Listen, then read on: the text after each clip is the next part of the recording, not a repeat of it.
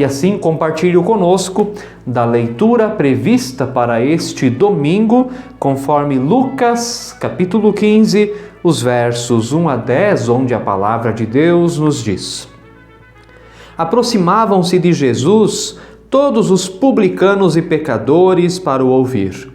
Os fariseus e os escribas murmuravam dizendo: Este recebe pecadores e come com eles. Então Jesus lhes contou esta parábola: Qual de vocês é o homem que, possuindo 100 ovelhas, perdendo uma delas, não deixa no deserto as 99 e vai em busca da que se perdeu até encontrá-la? E quando a encontra, põe-na sobre os ombros cheio de alegria? E indo para casa, reúne os amigos e vizinhos, dizendo-lhes: Alegrem-se comigo, porque já achei a minha ovelha perdida. Digo a vocês que assim haverá mais alegria no céu por um pecador que se arrepende do que por 99 justos que não precisam de arrependimento. Ou qual é a mulher que, tendo 10 dracmas, se perder uma delas, não acende a lamparina, varre a casa e a procura com muito empenho até encontrá-la? E quando a encontra, reúne as amigas e vizinhas, dizendo: Alegrem-se comigo, porque achei a dracma que eu tinha perdido.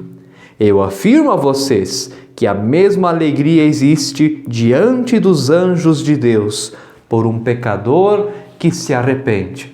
Bem-aventurados, bem-aventuradas são aqueles e aquelas que ouvem da palavra do nosso Deus e aguardam no seu coração. Amém.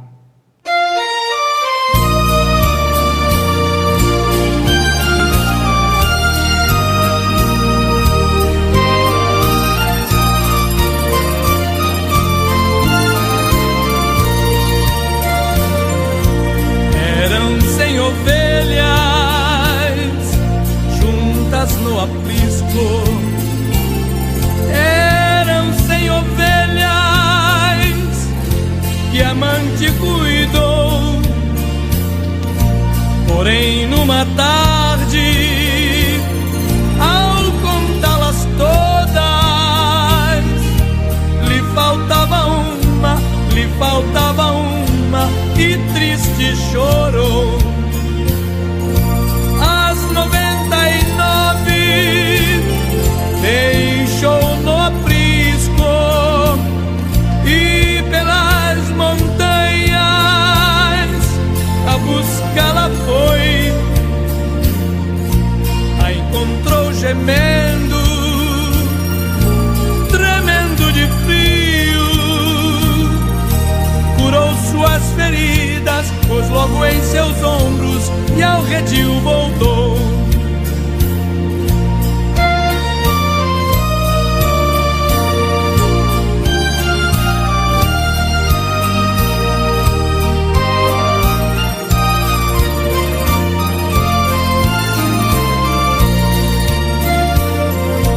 Esta mesma história volta a repetir-se, pois muitas ovelhas perdidas estão, mas ainda hoje o pastor amado chora tuas feridas e quer te salvar. As 99 deixou no aprisco e pelas montanhas a buscá-la foi. A encontrou gemendo, tremendo de frio, curou suas feridas, pôs logo em seus ombros e ao redil voltou. Curou suas feridas, pôs logo em seus ombros e ao redil voltou. Curou suas feridas, pôs logo em seus ombros e ao redil voltou. Que a graça do Senhor Jesus Cristo, o amor de Deus o Pai e a comunhão do Espírito Santo estejam conosco. Amém. Amados irmãos, amadas irmãs, o Evangelho quebra a lógica do mundo. A lógica do mundo é a lógica da meritocracia, do fazer por merecer. Esta é a lógica do merecimento, da conquista, da vitória, do sucesso. A lógica do mundo é a lógica da aparência, do status, do andar na alta sociedade, estar perto de gente conhecida. A lógica do mundo é a lógica do poder, da glória e do prestígio. Da mesma forma acontecia com os fariseus e os escribas lá no tempo de Jesus. Os fariseus e os escribas eram gente da alta sociedade, pessoas com status, poder, prestígio, enfim, pessoas com notoriedade e que eram reconhecidas por causa de seus méritos. Os fariseus e os escribas acreditavam serem capazes de cumprir o rigor das leis do Antigo Testamento. Por isso, não se misturavam com os fracos, pobres, ignorantes, enfim, os desprezados pela sociedade da época. Por isso não é nada estranho que Jesus incomodasse profundamente os fariseus e os escribas. Enquanto eles buscavam o mérito, Jesus doava a misericórdia. Enquanto eles buscavam a ambição, Jesus doava da graça. Enquanto eles queriam fazer por merecer, Jesus buscava quem não tinha nada a oferecer. Enquanto eles escolhiam a dedo com quem iriam ter suas refeições, Jesus aceitava todos, até os mais humildes. Enquanto os fariseus e os escribas queriam ser a régua moral da sociedade para medir os outros a partir de si mesmos, Jesus olhava com misericórdia até para quem se perdeu na lama do pecado. Por isso, os fariseus e os escribas murmuravam dizendo: "Este recebe pecadores e come com eles", versículo 2 do nosso texto. Enquanto os fariseus e os escribas enxergavam o ser humano apenas naquilo que poderia oferecer de bom, Jesus olhava para o ser humano como ele é. Para Jesus, o valor de alguém não depende dos próprios méritos, mas da graça e do amor do seu Pai. Enquanto os fariseus e os escribas queriam prender o próprio Deus em seus sistemas religiosos, o próprio Deus em Jesus se mostrou livre para agir com quem quiser, independentemente dos critérios humanos. Enquanto os fariseus só se sentavam com gente do seu tipo, Jesus decidiu fazer uma refeição com pecadores, uma afronta ao sistema farisaico. Percebendo a arrogância dos fariseus, Jesus contou 3 parábolas que figuram entre as mais conhecidas de toda a Bíblia. Ele inicia com a palavra da ovelha perdida, Lucas 15, 1 a 7, seguindo pela parábola da moeda perdida, Lucas 15, 8 a 10, e concluindo com a parábola do filho perdido, Lucas 15, 11 a 32. As 3 parábolas possuem uma mesma ordem de acontecimentos em comum: perder, achar e alegrar-se. O texto previsto para hoje abrange apenas as 2 primeiras parábolas e nós iremos obedecer ao trecho indicado. Mas eu recomendo que você em casa tire um tempo para ler e reler todo o capítulo 15 de Lucas. Diante dos grandes méritos dos fariseus e dos escribas, qual é a mensagem presente nestas parábolas? Qual é o grande ensinamento presente nestas histórias tão parecidas entre si? Quais são as novas formas de farisaísmo presentes em nossa sociedade ou até nas igrejas de hoje? Então, quais são as lições dessa parábola a nós? Para descobrirmos, vamos passar pelos 3 verbos principais das parábolas. E o primeiro, perder. As parábolas iniciam falando de algo bem comum do nosso dia a dia: perder algo. Todos nós sabemos o quanto é perturbador perder algo importante e não conseguir encontrar onde deixou. Muitas vezes, quando mais se precisa de algo, aquilo não é encontrado de jeito nenhum. Então, de repente, quando a necessidade já passou, o objeto reaparece no lugar mais óbvio da casa. Da mesma forma acontece nestas 3 parábolas. Na primeira, um homem que tinha 100 ovelhas acabou de perder uma delas. Ele poderia ter se conformado com as 99 ovelhas. Poderia pensar em adquirir outra quando possível. Porém, essas ideias nem passaram pela sua cabeça. A primeira coisa que ele pensa e faz é deixar as 99 no aprisco para buscar aquela que se perdeu.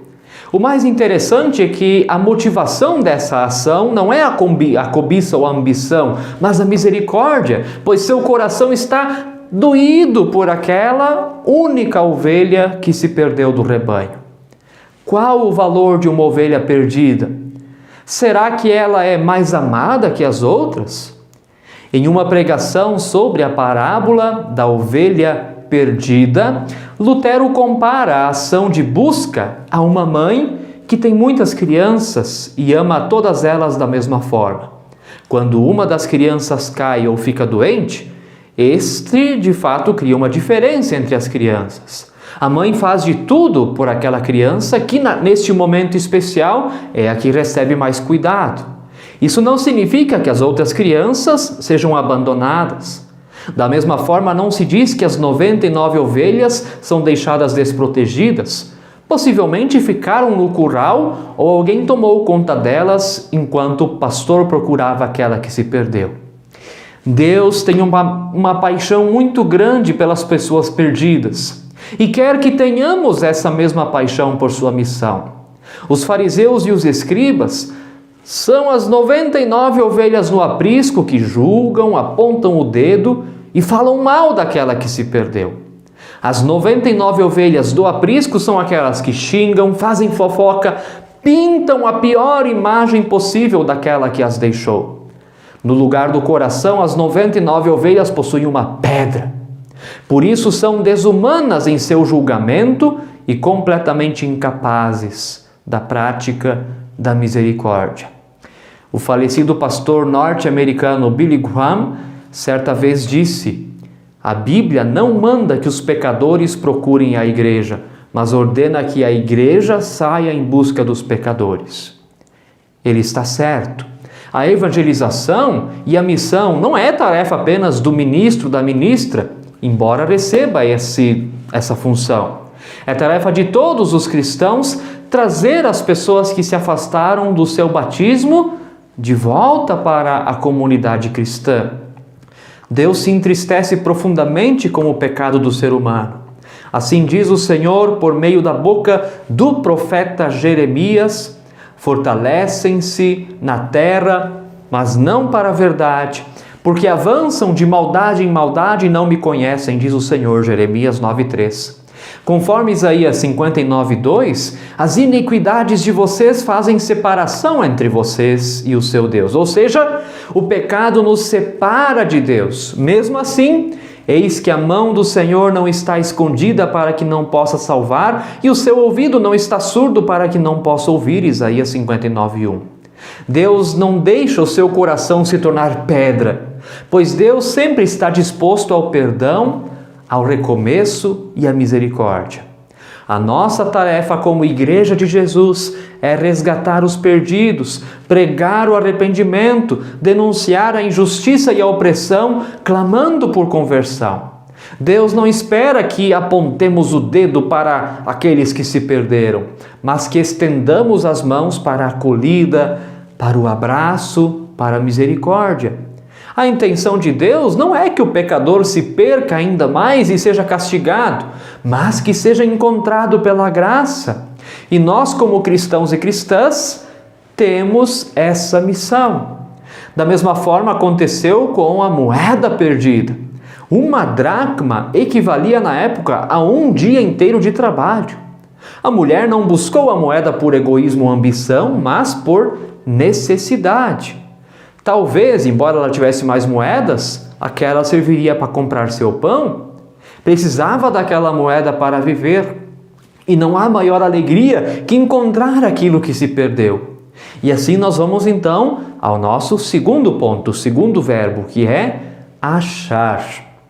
Há um alívio quando o que estava perdido é encontrado, tanto para a ovelha quanto para a moeda.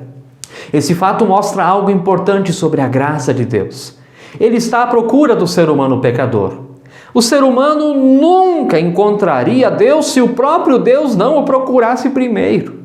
Antes do ser humano pecador procurar a Deus, Deus já o procura.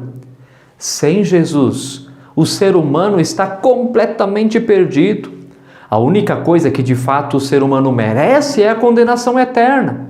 Mas esse não é o desejo de Deus. Ao contrário, Deus decidiu não realizar a condenação ao efetuar o seu julgamento em seu próprio e unigênito Filho. Na cruz, o Filho foi condenado para que o pecador fosse inocentado. Em outras palavras, o Filho foi morto para que o perdido fosse encontrado.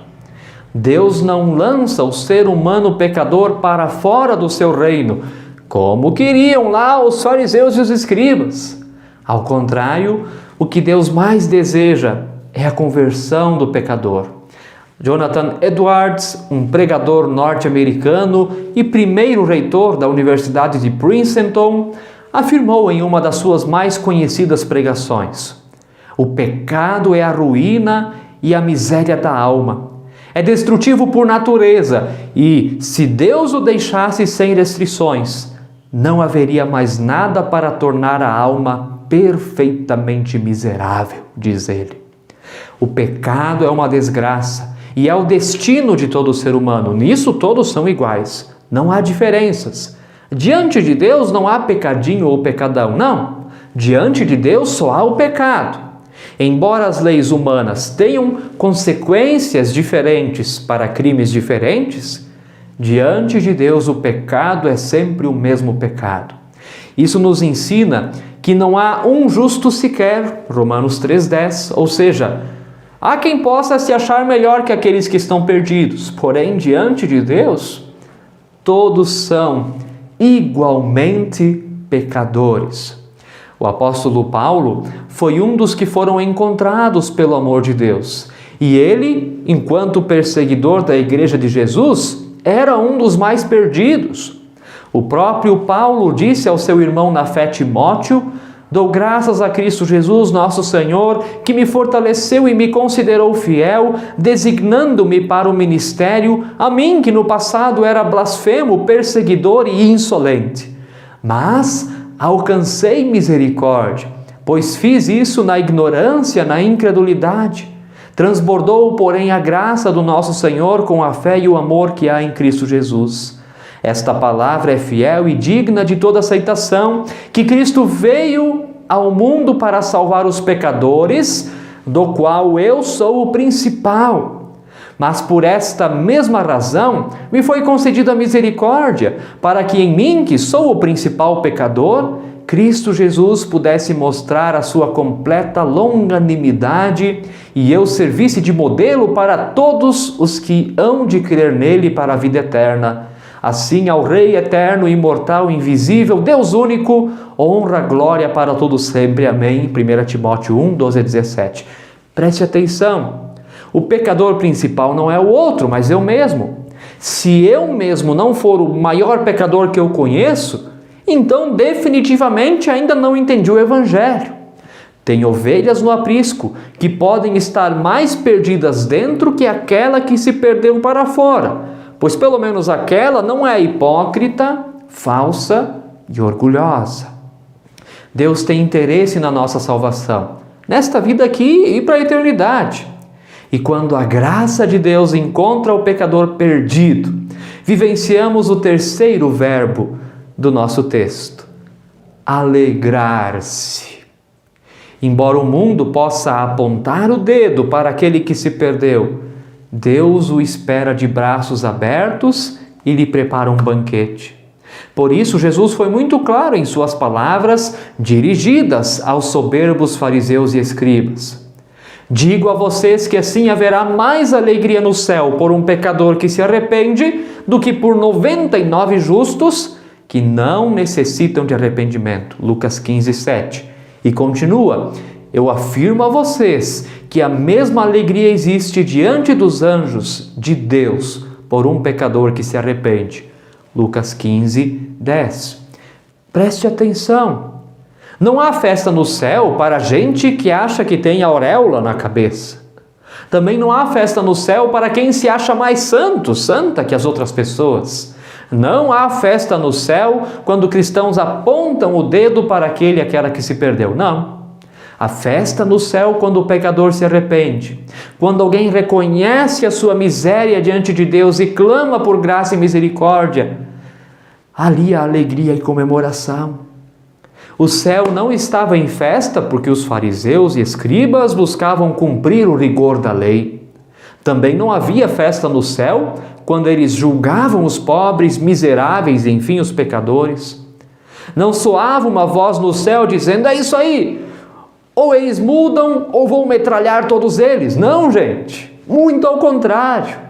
A festa no céu sempre que alguém entende a miséria em que está e recebe do perdão, da graça e da misericórdia de Deus.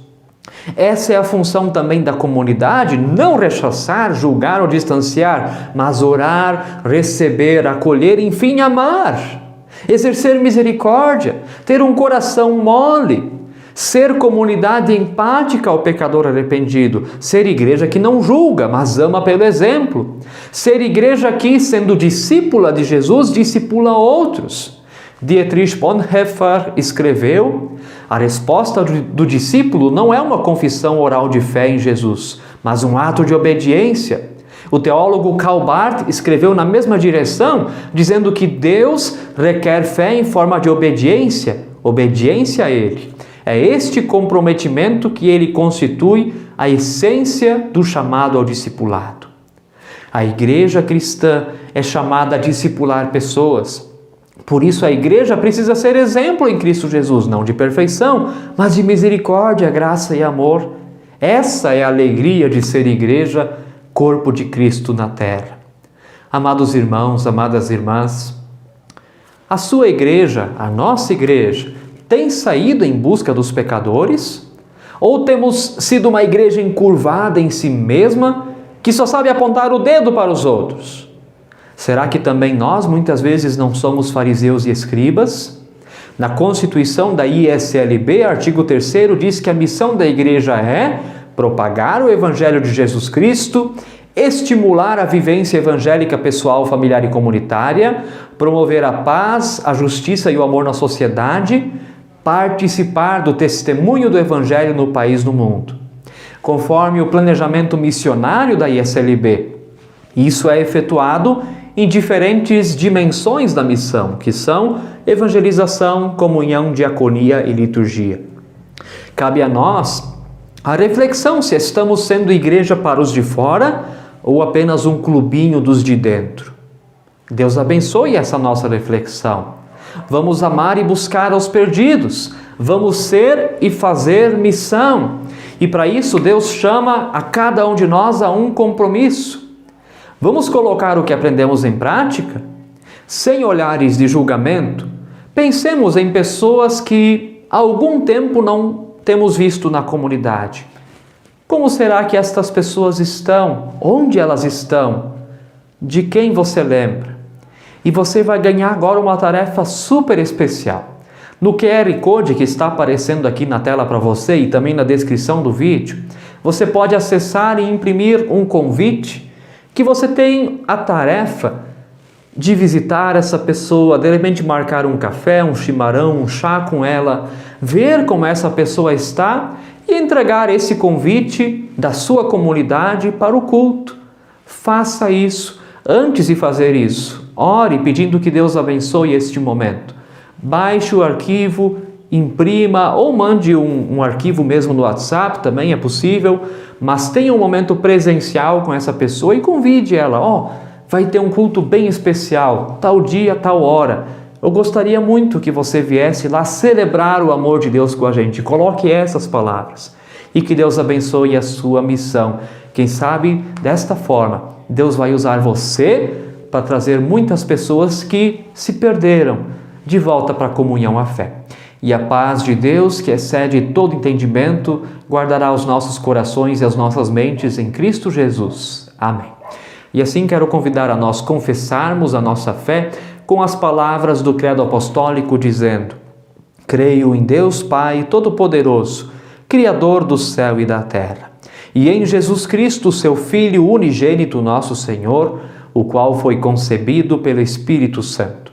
Nasceu da Virgem Maria, padeceu sob o poder de Pôncio Pilatos, foi crucificado, morto e sepultado, desceu ao mundo dos mortos, ressuscitou no terceiro dia, subiu aos céus e está assentado à direita de Deus Pai Todo-Poderoso, de onde virá para julgar os vivos e os mortos. Creio no Espírito Santo, na Santa Igreja Cristã, a comunhão dos santos, na remissão dos pecados, na ressurreição do corpo e na vida eterna. Amém.